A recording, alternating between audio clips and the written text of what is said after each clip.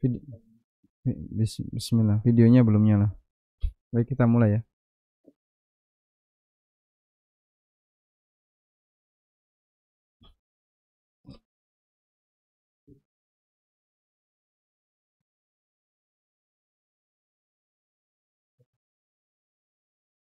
Bismillah.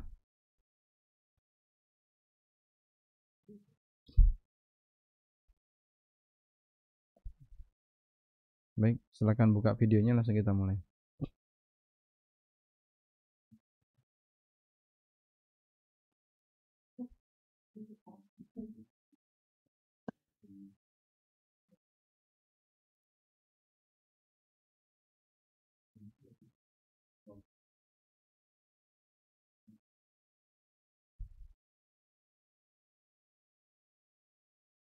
Assalamualaikum Ustaz. Waalaikumsalam warahmatullahi wabarakatuh. Kita Ya, mulai ya. ya silakan Ustaz, tafadhol. Assalamualaikum warahmatullahi wabarakatuh. Alhamdulillahi rabbil alamin. Wassalatu wassalamu ala ashrafil mursalin. Nabiyyina wa maulana Muhammadin wa ala alihi wa sahbihi ajma'in. Wa ashhadu an la ilaha illallah wahdahu la syarika lah. Wa ashhadu anna Muhammadan abduhu wa rasuluh sallallahu alaihi wa ala alihi wa sahbihi wa man tabi'ahum bi ihsanin ila yaumiddin.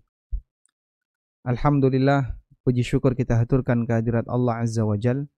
Di kesempatan pagi hari ini kembali kita melanjutkan kajian rutin dengan membaca buku Bahjah Qulubil Abrar. Dan insyaallah yang akan kita bahas adalah hadis nomor 10 berkaitan dengan keutamaan mengajak masyarakat untuk bersama-sama mengikuti kebenaran, mengajak masyarakat dalam lingkaran dakwah untuk bersama-sama mengikuti jalan Allah Subhanahu wa taala. Baik, kita akan buka keterangan yang disampaikan oleh penulis. Qala al-musannif rahimahullahu taala, Syekh Abdurrahman As-Sa'di rahimahullah menyebutkan, Al-hadithul ashir, hadis yang ke-10.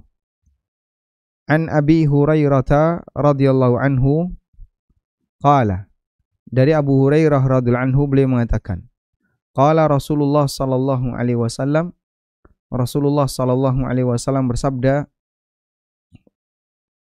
man da'a ila hudan kana lahu minal ajri mithlu ujuri man tabi'ahu. Barang siapa yang mengajak kepada petunjuk, kepada hidayah, kana lahu minal ajri, maka dia mendapatkan pahala seperti, ini lebih tepatnya dibaca mithla ujuri man tabi'ahu, seperti pahala orang yang mengikutinya. Kana lahu minal ajri mithla ujuri man tabi'ahu, seperti pahala orang yang mengikutinya. La yanqusu dzalika min ujurihim syai'a. Allah Subhanahu wa taala tidak mengurangi pahala mereka sedikit pun. Wa man da'a ila dhalalatin, sebaliknya siapa yang mengajak masyarakat kepada kesesatan, kana alaihil itsmu, maka dia mendapatkan dosa mithla athami man tabi'ahu, seperti dosanya orang-orang yang mengikutinya. La yanqusu dzalika min athamihim syai'a, dosa-dosa mereka sama sekali tidak dikurangi. Rawahu Muslim, hadis riwayat Muslim. Kemudian Syekh Abdurrahman As-Sa'di rahimahullah menjelaskan, hadzal hadis, hadis ini, wa ma asbahuhu, dan hadis yang semisal, minal ahadits, dan hadis-hadis yang semisal, fihi, di sana terdapat pelajaran, al-hathu 'ala ad-da'wati ilal huda wal khair, motivasi untuk mengajak masyarakat kembali ke jalan petunjuk dan jalan kebaikan. Wa fadlud da'i, dan keutamaan seorang dai. Wa tahdhiru minad du'ai ila ad-dalalati wal ghayyi, dan peringatan keras agar jangan sampai orang mengajak kepada kesesatan dan penyimpangan. Wa 'admu jurmid da'i wa uqubatihi, dan besarnya dosa seorang dai yang mengajak kepada kesesatan, wa uqubatihi, berikut juga hukumannya. Apa yang dimaksud dengan al-huda? Ad-du'a ilal huda, mengajak masyarakat kepada petunjuk. Yang dimaksud dengan al-huda adalah al-ilmun nafi', ilmu yang bermanfaat. Wal amalus saleh, dan amal saleh. Fa kullu man alima ilman, maka setiap orang yang mengetahui sebuah ilmu, aw wajjahal muta'allimina ila suluki, aw fa kullu man 'allama ilman, setiap orang yang mengajarkan ilmu, aw wajjahal muta'allimina ila suluki tariqatin, atau mengajak kepada orang yang belajar, al-muta'allimin, untuk menempuh sebuah jalan. Yahsulu lahum fiha ilmun, dengan itu mereka para muta'allimin, orang-orang yang belajar tadi, bisa mendapatkan ilmu. Fahuwa da'in ilal huda, maka berarti dia mengajak kepada jalan petunjuk. Wa kullu man da'a ila amalin salih, dan setiap orang yang mengajak kepada amal saleh, yata'allaku bihaqqillah, berkaitan dengan hak Allah, atau dalam rangka untuk memenuhi hak makhluk, al-amah secara umum, wal khasah maupun secara khusus, fahuwa da'in ilal huda, maka berarti dia mengajak masyarakat ke jalan petunjuk. Wa kullu man abda nasihatan diniyah au dunyawiyah, dan setiap orang yang menyampaikan nasihat baik dalam masalah diniyah au dunyawiyah, nasihat dalam masalah agama maupun duniawi, yatawassalu biha ilad din, yang dengan itu akan menyebabkan orang bisa mencintai agamanya. Fahuwa da'in ilal huda, maka berarti dia mengajak ke jalan petunjuk. Dan beberapa contoh yang lainnya yang disebutkan oleh penulis. Baik. Oleh karena itu terlebih dahulu kita akan berikan sedikit catatan dari apa yang disampaikan oleh penulis. Jamaah yang dimuliakan Allah Subhanahu wa taala, dalam hadis yang tadi kita baca, kita mendapatkan pelajaran berkaitan dengan motivasi untuk menjadi seorang dai. Dan menjadi dai itu merupakan jalan Nabi Muhammad SAW. Sebagaimana yang Allah Subhanahu wa taala tegaskan dalam Al-Qur'an, "Qul hadhihi sabili ad'u ilallahi ala basiratin ana wa manittaba'ani." Katakanlah wahai Muhammad, hadhihi sabili, ini adalah jalanku. Apa jalan itu? Ad'u ilallah, aku mengajak masyarakat untuk kembali kepada Allah. Ala basiratin, di atas ilmu. Ana wa manittaba'ani, aku dan orang-orang yang mengikutiku. Ini sebagaimana yang Allah Subhanahu wa taala sebutkan dalam Al-Qur'an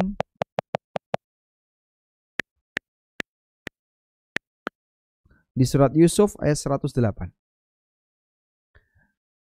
Sehingga berdakwah, mengajak masyarakat untuk kembali kepada Allah, itu adalah jalannya Nabi Muhammad sallallahu alaihi wasallam dan orang-orang yang mengikuti beliau sallallahu alaihi wasallam.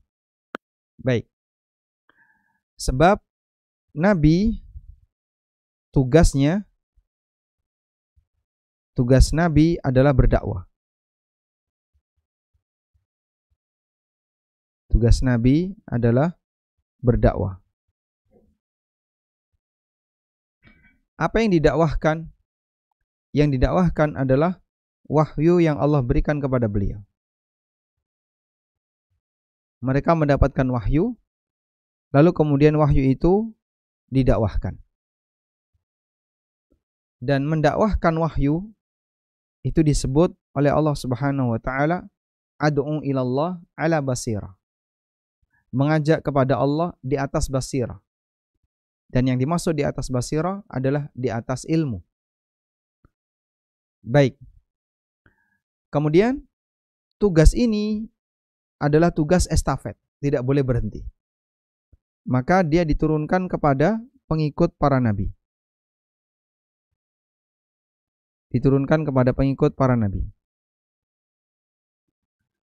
Dan mereka disebut oleh Allah Subhanahu wa taala dalam Al-Qur'an.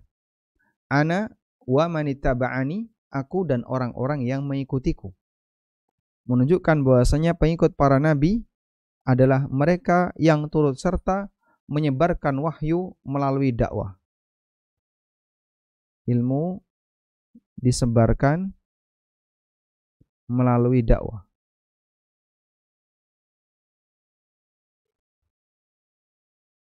Inilah pengikut para nabi.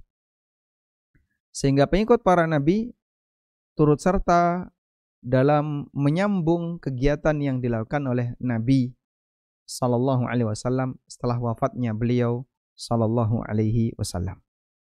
Baik. Selanjutnya, sasaran dakwah atau tujuan dakwah.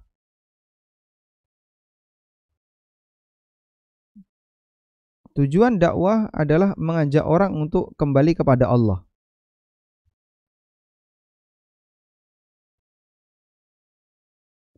Apa makna kembali kepada Allah? Kembali kepada Allah bisa maknanya adalah untuk mengagungkan Allah.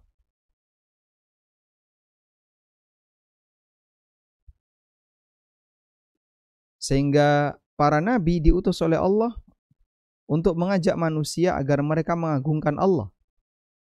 Bentuk mengagungkan Allah, kata kunci utamanya adalah dengan ibadah dan anti syirik.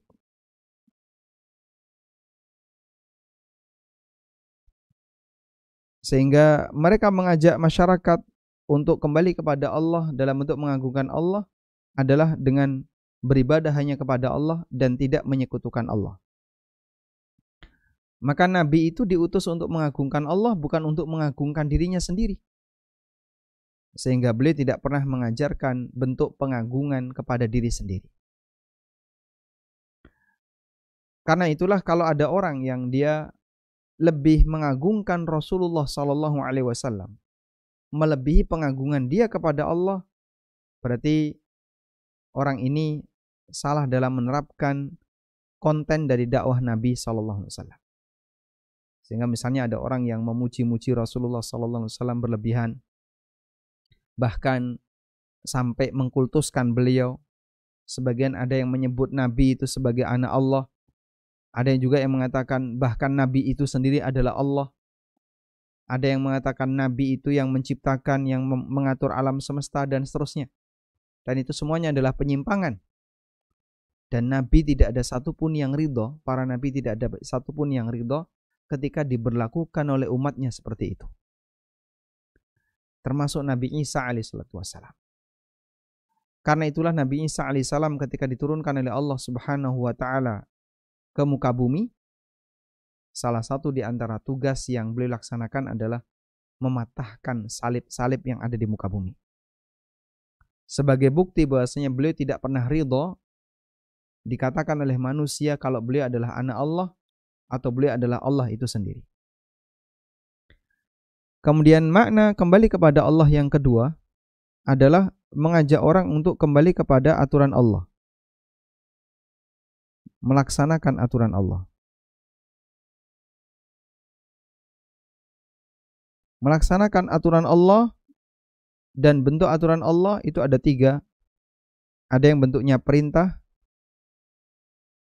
Melaksanakan aturan dalam bentuk perintah adalah dengan dikerjakan. Ada yang bentuknya larangan. Melaksanakan aturan Allah dalam bentuk larangan adalah dengan ditinggalkan. Dan ada yang bentuknya syariat atau aturan. Batasan halal haram. Di sini berisi batasan halal haram. Dan bentuk kembali kepada Allah dalam masalah aturan Allah adalah dengan memenuhi batasan halal haram. Atau misalnya batasan yang telah ditetapkan dalam berbagai macam kegiatan. Misalnya aturan pernikahan, aturan perceraian, aturan bagi waris, aturan ketika bertetangga, ketika berkeluarga, dan seterusnya. Allah Subhanahu wa ta'ala memberikan banyak batasan. Tilka hududullah. Itulah hudud.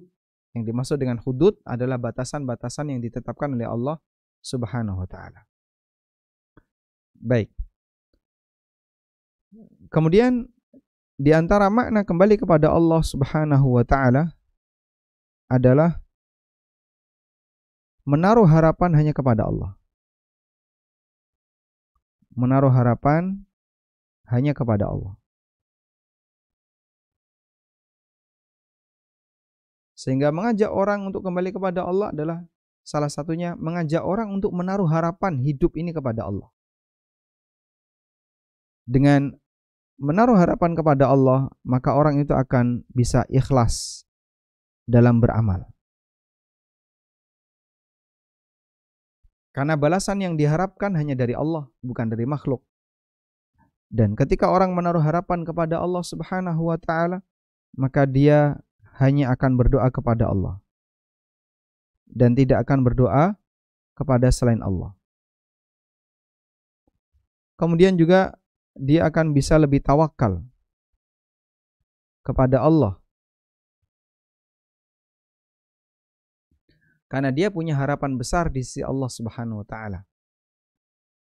Sehingga pada saat dia mengalami masalah apapun di muka bumi ini, sikap yang dia kedepankan adalah berusaha untuk bertawakal kepada Allah Subhanahu wa ta'ala. Baik. Itulah makna dari ad'u ilallah, mengajak orang kembali kepada Allah Subhanahu wa ta'ala. Selanjutnya, sasaran dakwah. Siapa yang menjadi sasaran dakwah? Sasaran dakwah adalah semua umat manusia. Semua umat manusia. Dan umat manusia ini dibagi menjadi dua. Yang pertama, umat Islam. Ini yang disebut dengan ummatul istijabah.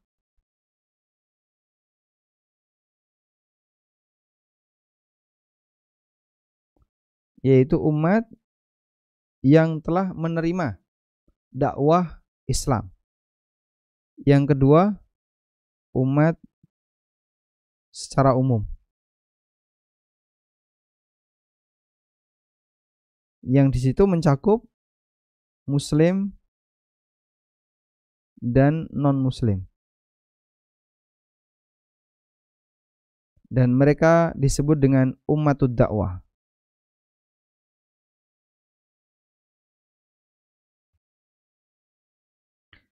Karena itu, dakwah sifatnya tidak eksklusif. Tidak hanya berlaku untuk kelompoknya saja. Ketika disampaikan tidak sembunyi-sembunyi, tapi ditampakkan di depan umum. Dan Islam disampaikan dengan terang-terangan. Bukan dengan cara sembunyi-sembunyi, hanya kelompok tertentu saja yang boleh mendengarkan. Karena itulah Umar bin Abdul Aziz rahimahullah pernah mengatakan,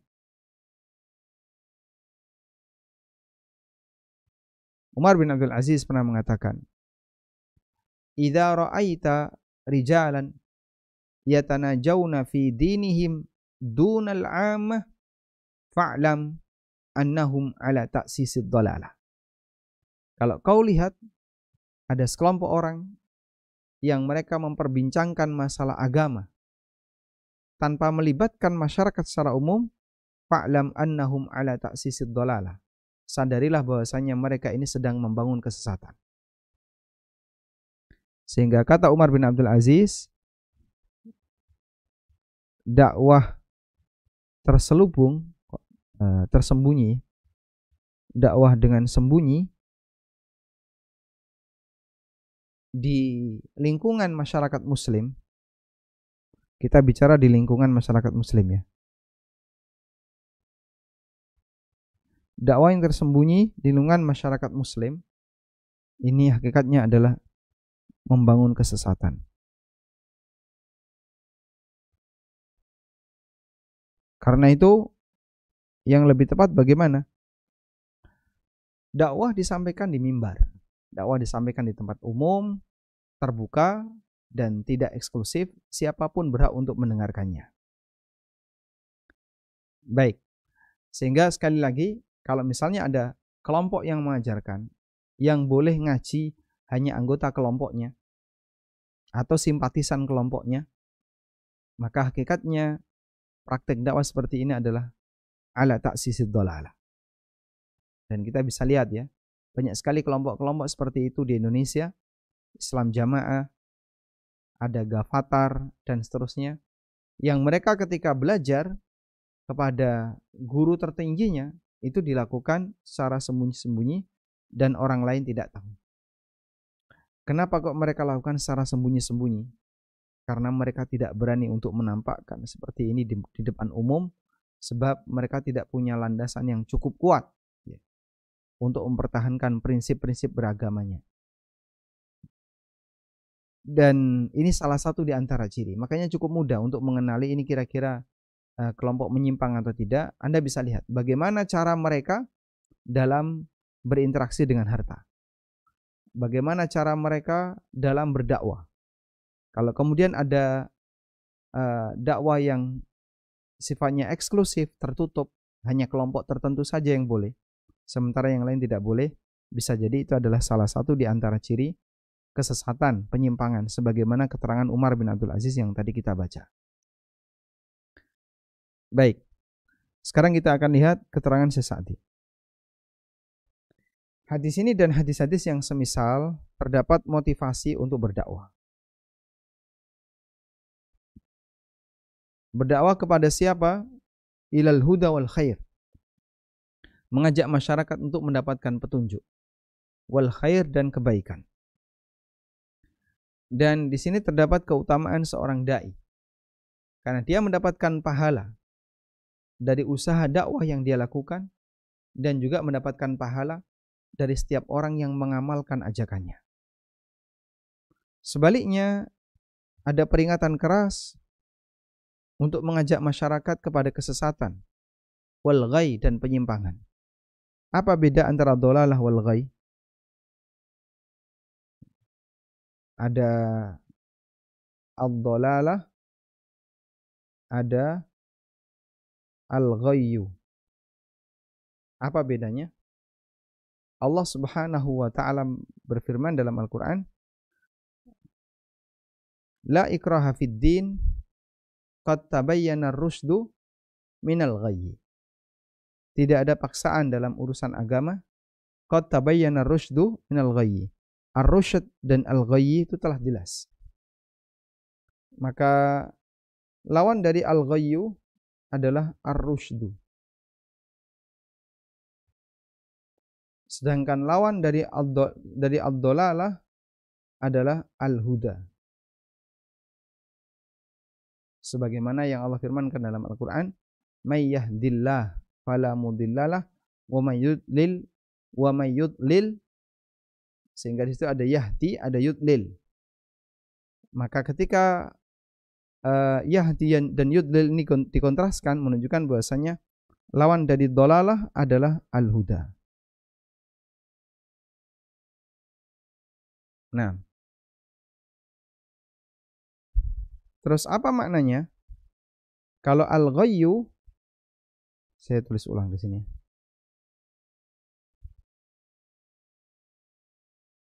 Ada al-huda.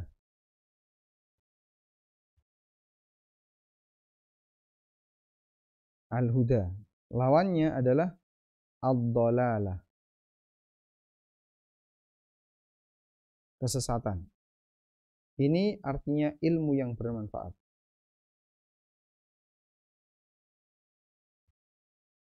Sedangkan ad-dhalalah artinya adalah lawan dari al-huda.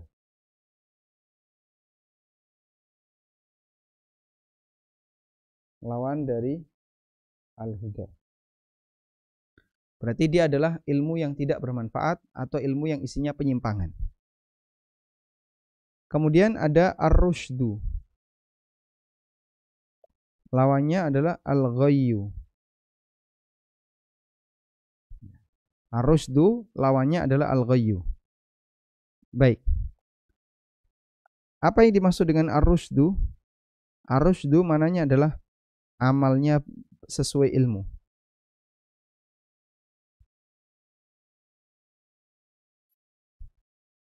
Kebalikannya adalah al-ghayyu. Al-ghayyu itu amal yang menyimpang.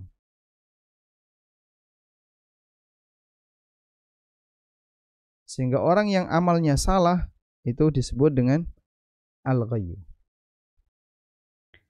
Nah, khulafa ar-rasyidin digelari dengan ar-rasyidin al-mahdiyin. Al-khulafa, para pengganti di masa Rasulullah SAW, itu disebut oleh Nabi SAW dengan khulafa ar-rasyidin al-mahdiyin. Khulafa ar-rasyidin al-mahdiyin.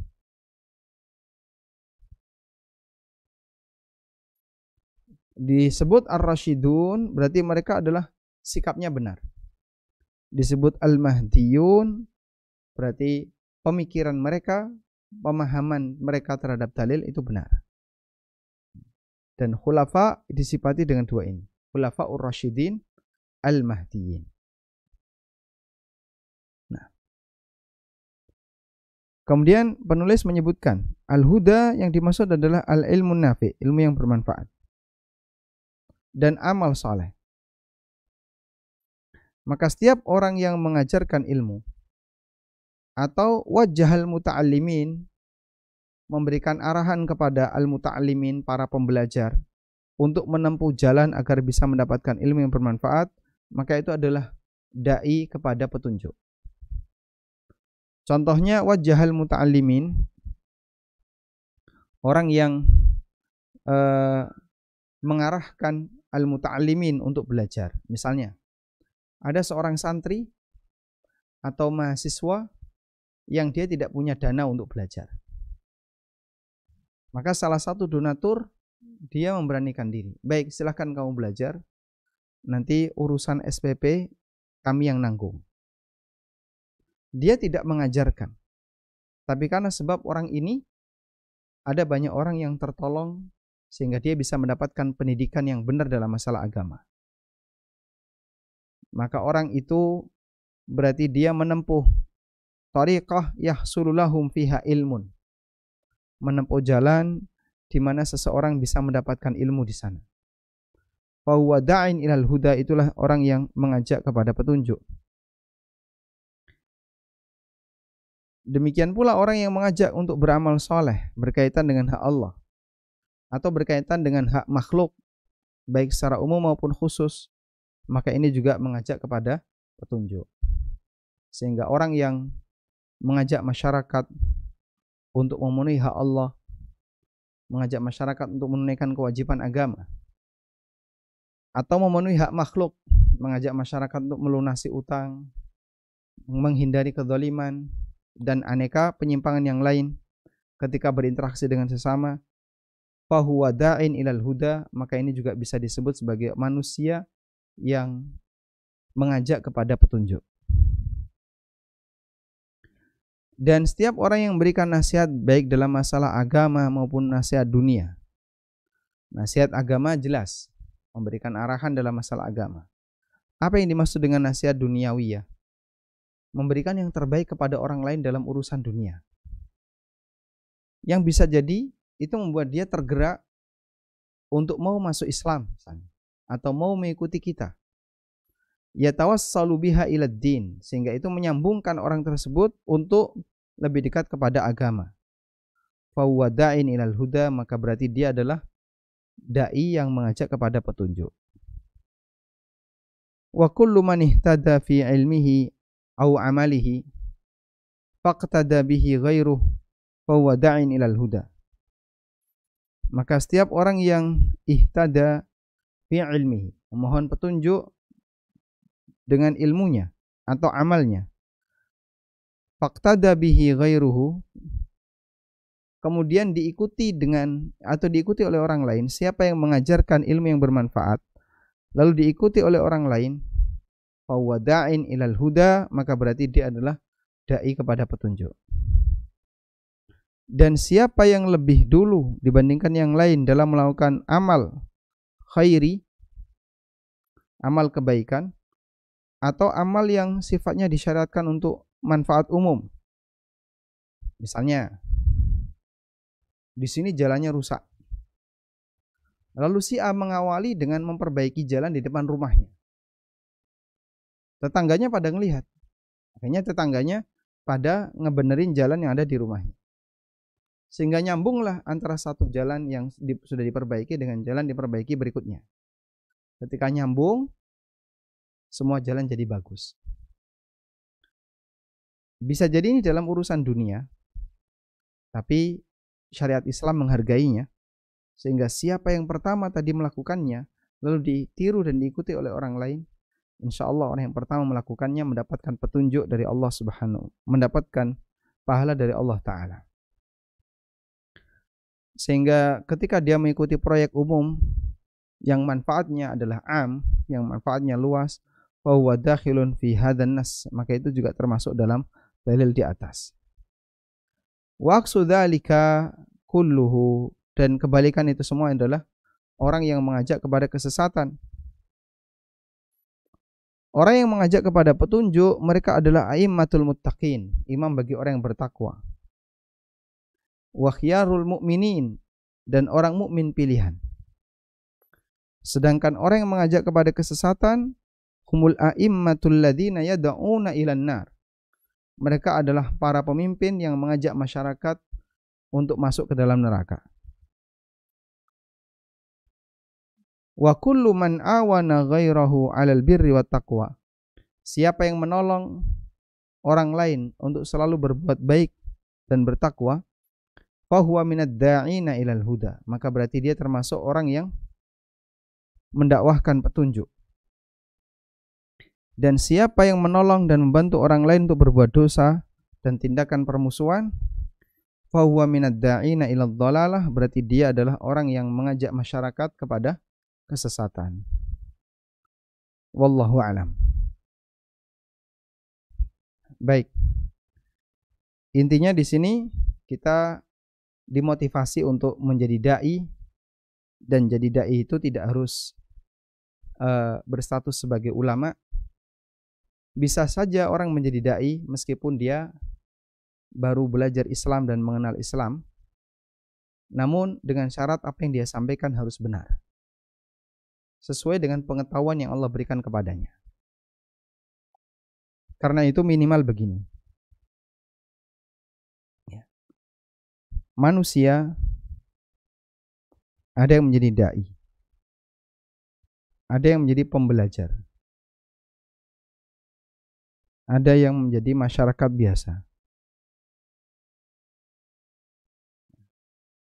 ada yang bisa, atau ada yang bentuknya dia menjadi masyarakat biasa. Baik, minimal kalaupun kita berada di posisi masyarakat biasa, dukung sang dai,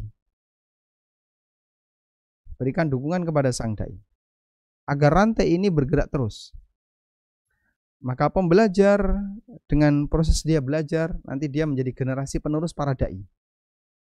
Masyarakat dukung para dai. Dengan mendukung para dai, maka berarti dia turut serta dalam menyebarkan kebaikan. Sehingga intinya, kalaupun kita tidak bisa mengisi materi agama, minimal Anda bisa share, bisa like, bisa apapun yang kira-kira membuat orang lain tertarik, atau Anda sebarkan di grup-grup yang membuat orang lain tertarik untuk mendekat kepada agama. Wallahu a'lam. Mungkin demikian yang bisa kita sampaikan sebagai pengantar di kesempatan kali ini. Dan insya Allah untuk pertemuan berikutnya yang akan kita bahas adalah hadis dari Muawiyah radhiyallahu anhu berkaitan dengan keutamaan orang yang belajar ilmu agama. Dan insya Allah akan kita bahas di pertemuan berikutnya. Wassallallahu ala nabiyyina Muhammadin wa ala alihi wa sahbihi wasallam. Ya, jazakumullah khair Ustadz untuk waktu dan ilmunya. Semoga Allah memberikan balasan dengan sebaik-baik balasan kepada Ustadz. Amin Allahumma amin. Untuk teman-teman yang ingin bertanya bisa ditulis di grup di Zoom ataupun mungkin bisa disampaikan langsung kepada saya melalui Japri. Ustadz, saya ada pertanyaan Ustadz. Berkenaan dengan dua tipe manusia tadi yang Ustadz sebutkan, di situ ada satu yaitu umat yang istijabah, yaitu yang telah menerima dakwah Islam, dan umat secara umum muslim maupun non muslim ini disebut umat dakwah. Ustadz mohon dijelaskan maksudnya di sini, apakah umat istijabah yang telah menerima dakwah ini apakah mencakup seorang dia mengaku Islam tetapi masih jahil, ataukah misalkan selevel dengan dai ataupun sebagainya, ataupun yang seatasnya gitu Ustadz. Dan yang secara umum ini apakah tergolong dalam umat Islam tetapi yang masih jahil Ustadz? Mohon dijelaskan dari dua jenis umat ini Ustadz. Baik. Yang dimaksud dengan umatul istijabah adalah umat yang sudah menerima Islam. Sehingga selama orang itu sudah masuk Islam, maka berarti dia masuk kategori sebagai umatul istijabah. Sedangkan makna dari umatul dakwah adalah seluruh umat, baik muslim maupun non muslim. Maka kalau kita buat diagram Venn, istijabah itu bagian dari umatul dakwah. Umat istijabah itu bagian dari umatul dakwah. Dan sebenarnya pembagian seperti ini hanya klasifikasi kondisi manusia, namun tidak mempengaruhi tentang masalah bagaimana materi yang didakwahkan, atau masalah tidak mempengaruhi, maksud saya adalah tentang masalah nanti ada pengikutnya atau tidak. Cuman dengan adanya pemetaan kayak gini, kita bisa jadi lebih paham tentang materi apa yang harus disampaikan. Kalau non muslim ada materinya sendiri, kalau muslim ada materinya sendiri. Sehingga di situ jangan sampai keliru, karena orang yang kita dakwai dia sudah punya status tertentu. Wallahu a'lam. Ada pertanyaan yang masuk di Zoom. Saya izin bacakan Ustadz. Bismillah. Assalamualaikum warahmatullahi wabarakatuh. Izin bertanya Ustadz, bagaimana menghadapi orang yang diberi nasihat tentang agama, tetapi orang tersebut malah menyuruh orang yang memberi nasihat untuk memperbaiki dirinya sendiri? Jazakumullah khair. Walhamdulillah, semua orang itu butuh nasihat. Saya butuh nasihat, Bapak Ibu juga butuh nasihat, kita semuanya butuh nasihat. Dan menerima nasihat itu bukti ketawaduan seorang hamba, sehingga dia tidak merasa lebih tinggi dan lebih hebat dibandingkan ilmu yang dia dengar. Maka saat dia mendengarkan ilmu, dia terima dengan baik. Itulah orang tawadhu. Sebaliknya orang yang sombong, dia merasa lebih tinggi daripada ilmu. Maka pada saat ilmu itu masuk, dia usir ilmu itu. Bagaimana caranya? Ada banyak cara. Salah satunya adalah mencari celah tadi. Nah, apa salahnya kalau orang memberi nasihat? Misalnya A ngasih nasihat kepada B. Apa salahnya? Enggak ada salahnya. Nah, B kemudian balas, urus kamu, urus dirimu sendiri, enggak usah ngurusi urusan saya. Perbaiki diri kamu. Baik, itu kita terima, karena kita ingin memperbaiki diri kita. Tapi kesalahanmu di sini tetap harus kami sampaikan. Sehingga enggak ada masalah ketika orang berusaha untuk mengoreksi kesalahan orang lain yang nampak di permukaan. Kalau yang tersembunyi itu bukan urusan kita, yang nampak di permukaan. Dan orang yang mau menerima dakwah itu bagian dari bukti ketawaduan dia kepada ilmu agama. Wallahu a'lam. Ya, baik, jazakumullah khair Ustadz. Ustadz, ini ada pertanyaan yang masuk masih berkenaan dengan pertanyaan yang sebelumnya. Ini di sini kondisinya ketika seorang yang memberikan nasihat atau memberikan nasihat tentang agama, tetapi di sisi lain orang tersebut secara zahir masih terlihat bahwa dia masih banyak bermaksiat, Ustadz. Apakah secara zahir gimana? Itu? Jadi secara zahirnya bisa dilihat dia masih banyak melakukan maksiat. Jadi apa yang disampaikan itu berlawanan dengan orangnya tersebut, Ustadz. Jadi akhirnya yang diberi nasihat itu mengatakan istilahnya kamu sendiri aja masih kayak gitu Ustadz. Apakah itu juga termasuk kesombongan yang ditunjukkan kepada yang diberi nasihat tersebut Ustadz?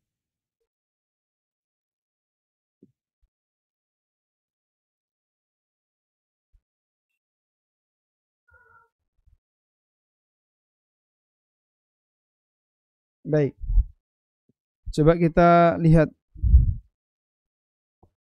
apa yang terjadi pada Nabi Musa alaihissalam.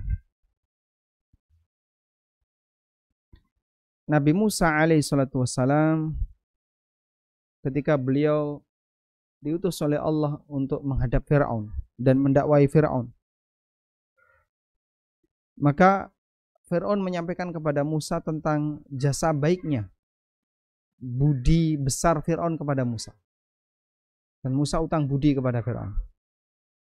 Maksudnya utang budi adalah dan ini dalam bahasa Fir'aun ya.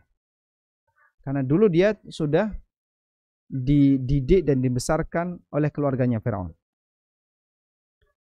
Fir'aun mengatakan, "Qala alam nurabbika fina walida." Bukankah dulu kami merawatmu ketika kau masih anak-anak? Walabitha fina min umurika sinin.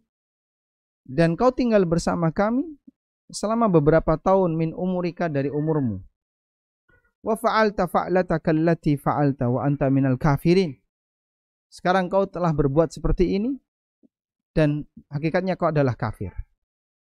Jadi saat Fir'aun menolak dakwahnya Musa, itu disebutkan kebaikan-kebaikan Fir'aun kepada Musa yang dulu pernah mendidik Nabi Musa alaihissalam.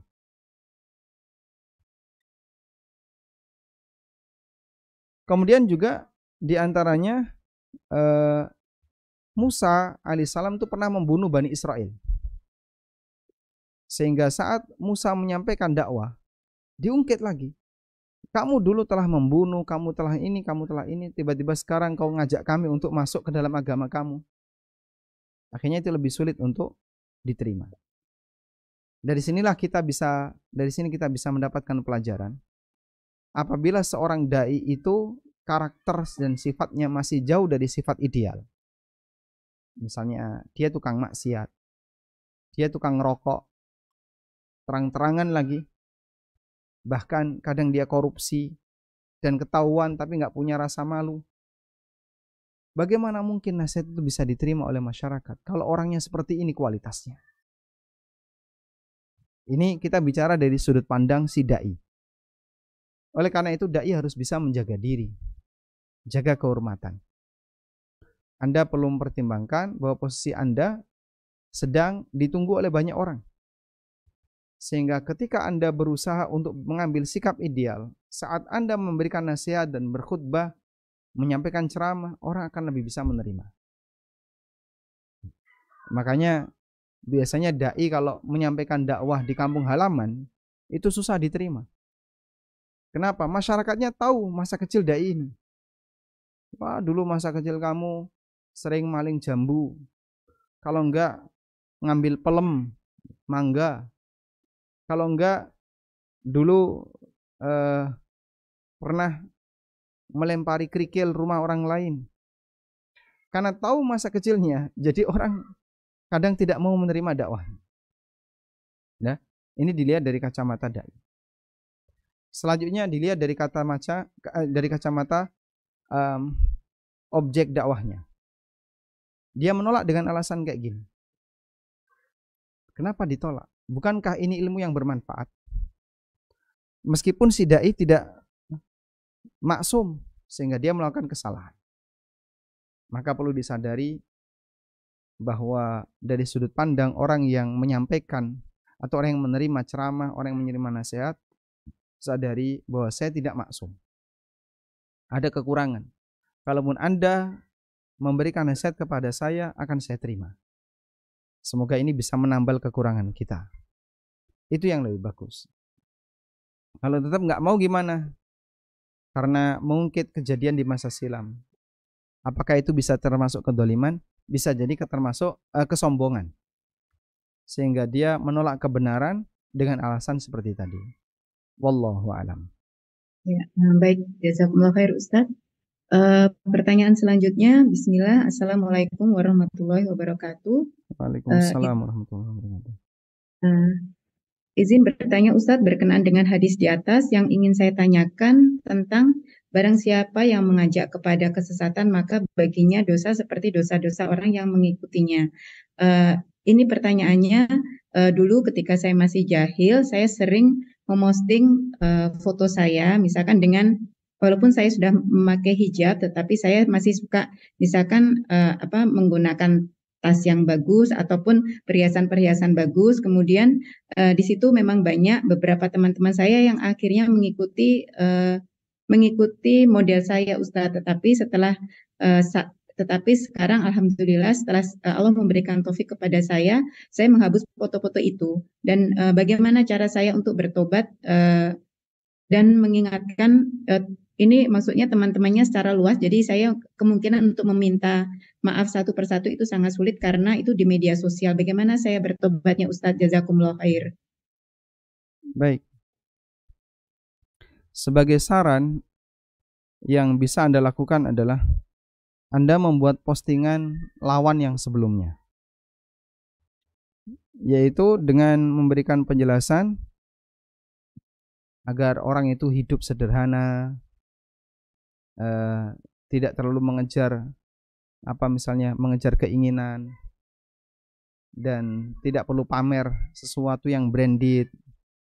Disampaikan tentang larangan untuk israf, larangan untuk mubadzir, dan seterusnya. Insya Allah kalau dia sudah melakukan seperti itu, berarti dia sudah mengukurkan kewajibannya. Dan Allah jelaskan ini dalam Al-Quran, ya, berkaitan dengan orang yang mau tobat. Allah Subhanahu wa Ta'ala sebutkan, illal ladzina tabu aslahu wa bayyanu.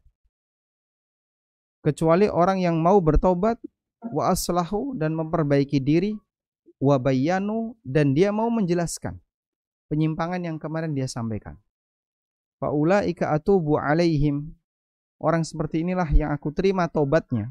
Wa ana tawwabur rahim, dan aku adalah zat yang maha menerima tobat lagi maha penyayang. Sehingga ketika kemarin Anda pamerkan itu di Facebook, maka Anda kasih nasihat melalui Facebook. Mungkin bisa minta tulisan dari Ustadz tentang masalah istiqomah atau tentang masalah qanaah dan seterusnya. Insya Allah itu sudah cukup tanggung jawab, karena dulu pernah melakukan hal yang demikian yang ditiru oleh sebagian orang. Wallahu a'lam. Iya, baik.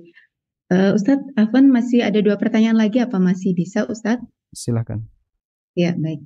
Pertanyaan selanjutnya, Bismillah. Assalamualaikum warahmatullahi wabarakatuh. Waalaikumsalam warahmatullahi wabarakatuh. Semoga Ustadz dan keluarga selalu dijaga oleh Allah Subhanahu wa Ta'ala. Amin. Izin bertanya Ustadz tentang bagaimana ketika ada sebuah ayat yang mengancam bahwa ketika seseorang itu memberikan artikel atau sesuatu tetapi dia sendiri belum mampu melakukannya, apakah Allah dan di situ dikatakan bahwa Allah membenci orang yang seperti itu mengajak kepada kebaikan tetapi dia sendiri belum mampu melakukannya. Jadi dan ketika saya membaca seperti itu, saya menjadi takut untuk men-share sesuatu yang memang saya belum mampu melakukannya, Ustadz. Mohon nasihatnya. Baik. Pertama begini, bukan syarat untuk berdakwah orang itu harus tidak punya dosa. Kalau dakwah itu syaratnya harus tidak punya dosa, maka tidak ada satupun orang yang boleh berdakwah kecuali Nabi. Karena manusia tidak maksum. Baik. Sehingga bukan syarat untuk berdakwah orang itu harus bersih dari dosa. Yang kedua, bukan syarat untuk berdakwah orang itu harus sudah mengamalkan apa yang dia sampaikan. Bisa nggak dia mengajarkan sesuatu tapi dia belum amalkan? Boleh. Apalagi ketika dia mengajak bareng-bareng. Misalnya ada teman-temannya yang sedang duduk di gardu ronda, terus dia sampaikan, ayo bareng-bareng ke masjid, bareng saya. Nanti ada kajian. Misalnya. Insya Allah tidak masalah. Sehingga dalam hal ini dia mengajak masyarakat untuk melakukan satu kebaikan, padahal itu belum dia lakukan. Kalau disyaratkan ketika mau mendakwahkan sesuatu harus pernah melakukan terlebih dahulu, berarti orang tidak boleh menyampaikan fikih haji sebelum dia berhaji. Dan realitanya tidak demikian. Para ulama menyampaikan fikih haji meskipun dia belum berhaji. Wallahu alam. Karena itu bukan syarat dalam menyampaikan sebuah kebenaran kita harus telah mengamalkannya. Nah. Ya, Ustadz Afwan, jadi mohon penjelasannya tentang ancaman orang yang mengajak kepada kebaikan tetapi dia sendiri tidak mau melakukan, itu yang seperti bagaimana ya Ustadz contohnya? Kalau yang disebutkan dalam ayat kabura maqtan indallahi an taqulu ma la taf'alun, besar kemurkaan Allah Ta'ala ketika kau mengucapkan apa yang tidak kau kerjakan. Memang di sini termasuk di antara pelanggaran dan penyimpangan. Dan salah satu di antara maknanya adalah ada orang yang dia berjanji sesuatu, kemudian dia ingkari janji itu, dan itu merugikan orang lain. Meskipun termasuk juga di antara maknanya adalah orang semangat mengajarkan masyarakat untuk berbuat kebaikan, di saat yang sama dia tidak mau mengamalkan kebaikan itu. Kabura maqtan indallahi an taqulu ma la taf'alu. Misalnya ngajak puasa, padahal dia sendiri nggak mau puasa. Ngajak berbuat A, padahal dia sendiri tidak mau berbuat A. Maka beda antara lahiriah dengan batin pada diri orang ini.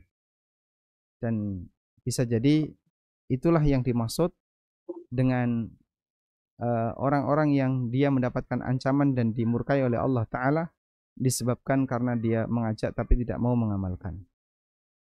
Tapi kalau dia punya komitmen mengamalkan, hanya saja belum berhasil atau belum waktunya, tidak masalah untuk dia dakwahkan sekarang. Wallahu a'lam. Berarti intinya tidak mau berbeda dengan tidak mampu ya Ustadz ya? Berbeda. Oh ya, baik. Pertanyaan terakhir Ustadz, ini di luar tema. Bismillah, Assalamualaikum warahmatullahi wabarakatuh. Waalaikumsalam warahmatullahi wabarakatuh. Izin bertanya, bagaimana hukumnya seorang suami yang mentala istri ketika istri sedang hamil? Istri sedang hamil? Iya. Mentala istri ketika istri sedang hamil, hukumnya sah.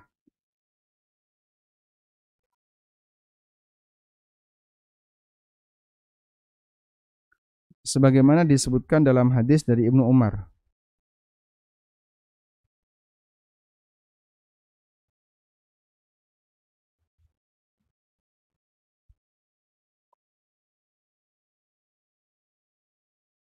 Hadis Ibnu Umar sebagai berikut ya.